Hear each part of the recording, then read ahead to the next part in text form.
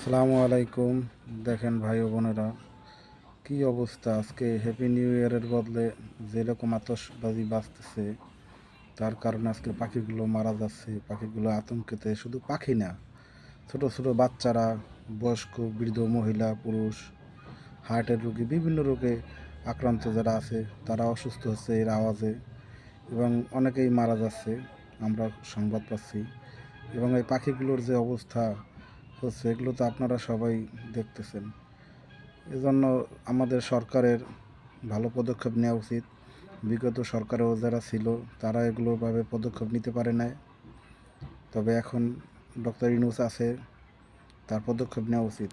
এবং সমস্ত জায়গায় গতকালকে দেখছি যে র্যাব দিয়ে বিভিন্ন জায়গায় অভিযান চালিয়ে বিভিন্ন হোটেল রেস্টুরেন্ট থেকে বিভিন্ন জিনিস জব্দ করছে, অবৈধ মদ এবং অন্যান্য জিনিস। এটি খুব ভালো একটা কাজ করছে।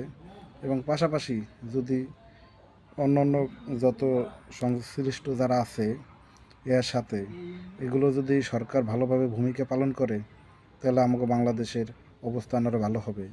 এবং পরিবেশ ও বনমন্ত্রী যারা আছে বা পরিবেশের সচিবালয় যারা আছে মন্ত্রণালয়, তারা পাখিদের প্রতি, গাছের প্রতি এগুলো তাদের দৃষ্টি আকর্ষণ করতেছি, তারা যেন এগুলো দেখে।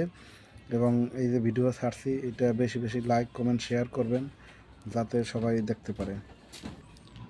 এবং এই ভিডিওটা যেই মহিলা করছিল ঢাকা ধানমন্ডিতে, ওনার বাসায়ও, সেই বাসারেই আরও 5-6 ফ্যামিলি মিলে ওনাকে হামলা করছে।